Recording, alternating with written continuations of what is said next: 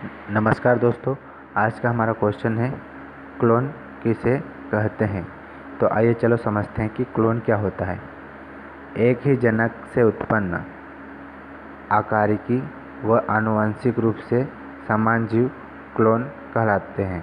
दोस्तों, आपको ध्यान रखना है कि क्लोन का मतलब होता है कॉपी या फिर उसकी हूबहू नकल। जिस तरह से हम किसी दुकान पर जाकर किसी भी चीज़ की फ़ोटोकॉपी करवाते हैं, ठीक है, तो उस फोटोकॉपी को हम फोटोकॉपी बोलते हैं, ठीक है, लेकिन उसे साइंस की भाषा में हम बोलते हैं क्लोन, ठीक है। तो आपको ध्यान रखना है कि क्लोन का मतलब होता है कि कॉपी, हूबहू उसके समान, ठीक है। तो इसमें जो परिभाषा लिख रखी है वो क्या कह रही है कि एक ही जनक यानी एक ही जनक से उत्पन्न आकारिकी व आनुवंशिक रूप से समान जीव क्लोन कहलाते हैं। दोस्तों, जैसा कि हम देखेंगे आगे इसमें कि जो जनन क्रिया है, ठीक है, वो दो प्रकार से होती है, लैंगिक, ठीक है, लैंगिक और अलैंगिक, ठीक है।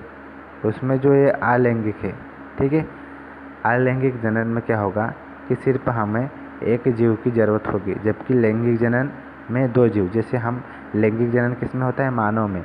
मानव में जब एक जीव से दूसरा जीव बनता है तो क्या होता है कि पहले नर युग्मक मादा युग्मक के साथ में जुड़ेगा, तो इसमें दो जीव चाहिए, नर भी चाहिए और मादा भी चाहिए, तभी क्या होगा, एक नया जीव बनेगा, या फिर उसकी उन दोनों जीव से मिलने से क्या होगी, एक नई कॉपी बनेगी, ठीक है।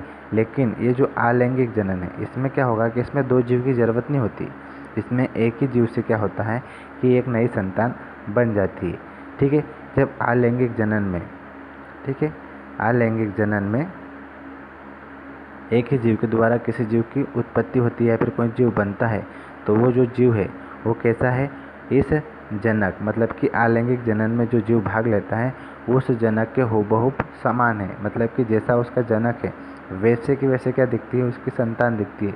तो इसी कारण उसको हम बोलते हैं क्लोन। और अभी आपको मैंने बताया कि क्लोन का मतलब क्या होता है, कॉपी, फोटोकॉपी, कॉपी मतलब हूबहू जनक के समान, ठीक है। और दूसरी बात आपको ध्यान रखना है कि अलैंगिक जनन में सिर्फ एक ही जनक की आवश्यकता होती है, जबकि लैंगिक जनन में दो जनकों की। दोस्तों, हम लैंगिक और अलैंगिक जनन के बारे में आगे आने वाले वीडियो में अच्छे से समझेंगे। तो आपको तो सिर्फ यहाँ पे याद रखना है कि क्लोन किसे कहते हैं। तो क्लोन का मतलब होता है कॉपी यानी जनक के समान।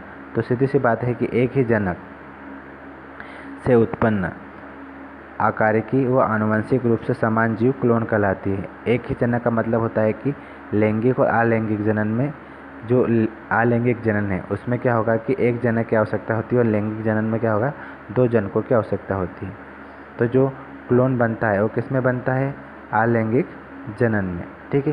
तो सीधी सी बात है, आपको याद रखना है कि अलैंगिक जनन में ही जो संतान उत्पन्न होती है उसे हम क्लोन कहते हैं। तो आई होप मेरी बात आपको समझ में आई होगी। धन्यवाद।